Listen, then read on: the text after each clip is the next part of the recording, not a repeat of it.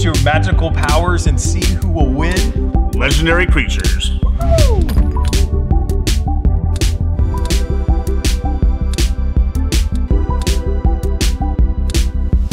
Welcome back to the Board Game Closet. My name's Jimmy. I'm Rod. And if you have not subscribed to our YouTube channel yet, click the button and subscribe, and every week we'll give you a brand new video about a board game. All right, this is Legendary Creatures Kickstarter, right? Right. This is a Kickstarter preview, so everything you see could change. Exactly. But and we don't review this the same way that we do our other games, right? Right, yeah. So this is a preview of this game to give you an idea of what you can expect if you back this game. Exactly. But I think after watching this, you'll have a pretty good feel where we land on this. Right. So this game, even though these are prototype pieces, right. If I got this box in the mail, opened it up, and took these out, I would be crazy excited. Yeah, exactly. And the pieces are nice. The artwork is fantastic. Cards are nice.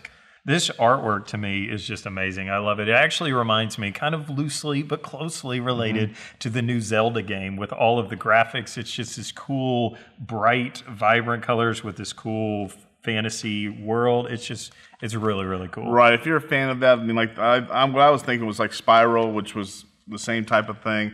Also, even the Pokemon type of look to it. Oh, yeah. Yeah, so I mean, I think it very much resembles that. And it's very nicely done, very colorful and everything. Yeah, so you will not be disappointed. I was looking even just at the box, like I was telling Rod, I think this game will sell right off the shelf just because of how cool it looks. And it presents you with an epic adventure. Right. All right. So. Well, and the whole theme of the game, right? So you're apprentice druid, right? You're trying to battle each other. You're using the animals against each other. I mean, that's just perfect. Well, who doesn't love that type of stuff? Yeah.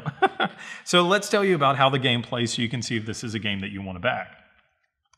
At the start of the game, everybody is going to be given a deck of cards that all have the same creatures in them. So these are creatures that on your turn you're going to get to use their ability and then hopefully move your familiars up on the board. So there are a lot of moving parts to this game, so I'm going to try to do my best at giving you a basic understanding of what you should do. So you get these cards that are all identical to begin with. And then on your turn, you're going to draw 4 cards out of your hand. You're going to look at these cards and then choose 3 that you're going to play on this round of the game and 1 to be used at the end of the round or at the end of the day. Legendary Creatures is played out over 3 days with 3 rounds in each day. So on your turn, you're going to flip over your creatures and reveal. Based off of the number that's on the card, you're going to do turn order. And turn order is pretty important in this game because it lets you do different things. But whoever has first turn order, then they get to go first, and they're going to start playing their creatures. Each person has the same 3 spells that they can use each day. So there's 3 days. You can only use these spells once per day. But there's 3 rounds, so you get to choose which round you want to use these. Oh, and everybody has a special amulet. This amulet gives you some kind of ability that you can use each day, and you can exchange this if you pay somebody money if you haven't used yours yet. So these things do different things, like the Kajar's amulet lets you break ties, or the amulet of elements lets you get 2 of any one type. There's different elements that you're going to be using in the game on your turn. So you turn over these creatures, and then you get to use them. And then this game has some really cool combo abilities to it. And so you are going to be trying to think through what you want to do on every single round, and even which order these creatures are triggered in, because that's really important. Basically, you are going to choose one of the 4 realms that you are going to control on that turn. And so you would say, based on turn order, you'd say, okay, this time I'm going to go to the land of air, or they call it Mistral. And so I'm going to Mistral this time, and I'm going to try to move my familiar up this round. You trigger all of your abilities on your creatures here, and you're going to be going up in this magic tracker. So you might have earth that goes up, you might have wind that goes up, or just basic magic or fire. And so you move all of these things up based off of what your creatures can do. And then you get to spend those points to do something. Now, the only realm that you can move on that turn is the place that you chose, the realm that you went to. But if you're able to, using, let's say I went to wind, I use my wind and my magic ability, I can move my familiar up on each one of these rounds as much as I can. Now, the cost to move them up gradually gets more and more expensive as you go. To begin with, it only cost me 1 wind and 2 magic, but as it goes along, it might be 3 wind and 4 magic. And so the price goes on. And so you'll basically be going back and forth on turns trying to move these familiars up to get them to these podiums. Right. The first person to make it to a podium gets the most points. So you would get 25 points, and then so on and so forth. So all the way down to 18 points. And if you didn't get there, then it's just anything lower than that. Fast forward the game, and it might end up looking something like this, where you've got a few people that have made it to the podiums in a few areas, and maybe they haven't in another. And so this might be the way that the game might end, is something like this. And you add up all of these points, and then you see who wins the game. Now, there's a few other things that happen on every single round. They also give out the gifts. Right. So whoever is the furthest along in one of these realms is going to get the gift for that realm. So the gift of water says that you get a renowned on your turn. The gift of fire says that you get to gain an extra resource every time you get another resource. Gift of air says that you can move a familiar in any of these realms. And then the gift of earth says that anytime you gain magic, you gain another magic. Right. So based off of who's the furthest along on each one of those realms, you're going to give out the gifts, and they get those. And then at the end of every single round, so there's a morning, day, a morning, noon, and nighttime phase. Right. You're also going to be going on these expeditions. So as you play out these cards, you're also going to be choosing another character, another creature to be put into the expedition pile. You add up who has the highest magic score, and they win the chance to choose which one of these expeditions they go on. So they might have gone to Kajar's Pyramids, or Jovan's Cottage, or Fid's Tribute. And so you get this, which gives you a special ability that you resolve now or maybe later on in the game. Plus, you'll get points from the bottom from each one of those. They give you renown, right? Right, you get the renown. Yeah. Now, the coolest part of this game to me is that you don't just have to stick with the creatures that you're dealt, right, but you also get to go to the vast expanse where you get to track down other creatures and pull them in. And so this deck is comprised of 12 creatures, and it always stays at that. So if at any time on a round you want to exchange one of your unused creatures for that round, you could say, okay, I'm going to get rid of my unicorn, which maybe you don't want to do that. Maybe you get rid of something else, but you get rid of your unicorn, and then you pull in the behemoth. And now the behemoth gives you 6 magic points as soon as you bring him in. Or maybe there's a different ability that you have. And there's also some creatures that let you use the ability of a creature in the vast expanse without having them in your deck. And so that's a really cool way over the process of 3 days and 3 rounds per day of you being able to create this new deck of creatures that you're able to draw from.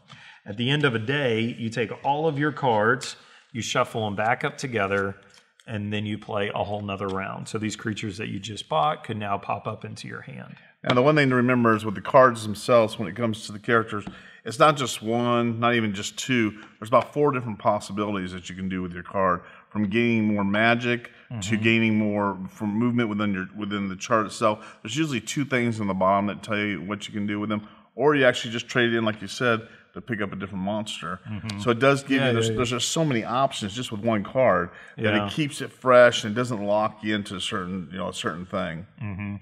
So the basic idea is you're playing cards out in front of you, you're moving familiars, you're exchanging creatures, trying to get this renown, and setting up combinations, right? Setting up combinations. Right. That is the coolest part of this game. Right.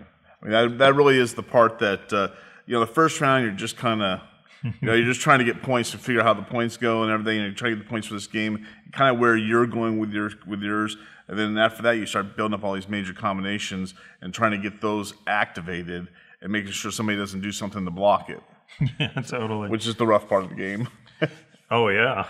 And I think that the spells that you can do each time, these are kind of important to explain because they really do add some flavor to the game. Sure. You can do something called Shadow Walk, which basically means you pick a realm, and then if anybody else moves up in that realm, you get to move up, which is really cool because sometimes paying these costs is expensive, or maybe you can move up in a realm that you're not even going to go to that round. You can also mind link. So you choose a player at the table and you say, I'm linked with you. Every time he gains resources, if he got 3 earth, I would get an earth. If you got 3 magic, I would get a magic. That's really cool. And then amplify doubles the effect of a single card. So let's say that you had the behemoth. You choose to amplify the behemoth. Now the behemoth is worth 12. Right. There's also bonuses if you go to a realm like a creature, like the behemoth has the earth symbol. So if I visit the realm of earth, then it would actually become a 714 I could get off of this one behemoth. And so the combination of using a shadow walk, a mind link, and the amplify over the process of a day really is opens up a whole new world of possibilities that you can do on your turns. Definitely. I think that's really the big advantage to this game is that there's so many options. And but that is also the thing that I think also that may slow the game down. So, because you think about it, because there are just tons of options. I know, like at the beginning when we were playing, boom, boom, we're kicking through, and then all of a sudden it was like it slowed down tremendously because it took a while to figure out, which strategy you're going to use, what you're going to do, what's your next step, that type of thing. Because there is a lot of options.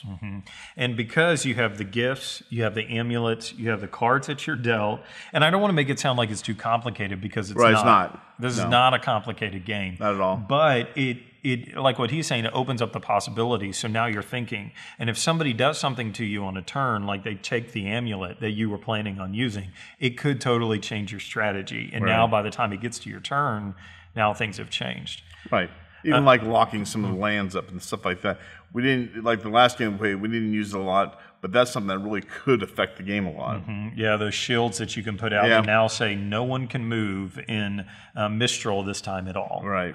And so that would just, especially if you set it up correctly on your board when you're releasing that. So at the beginning, maybe you move a lot on that.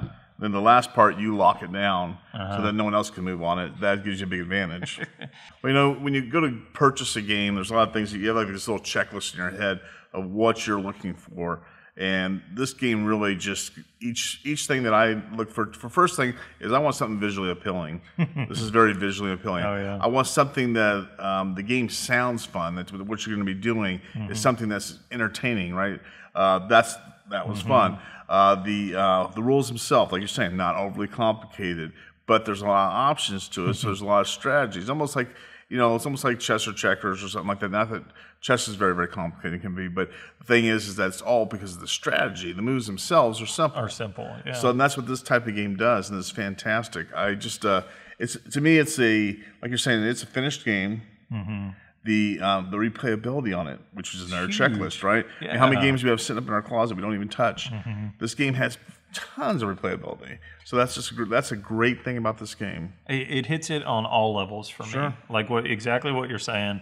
Everything about I don't think I would turn down a game of this. Right. I think I would play this every single time, and I would want to play this more and more because we didn't tell you this, but there are 9 different creatures that you could add into, or 12, I think. There are more creatures that you can add into this, and each game you're only picking a few of them. So 3, 6, you're only picking a few of these that get added into the game every time. So there's a couple that get left out. There's even some promos in the Kickstarter like Medusa that are added in that really give some cool flavor as far as being able to use all the gifts. And it's just, this one does it for me. So, when you go out there, so for a Kickstarter, here's the thing with a Kickstarter, right?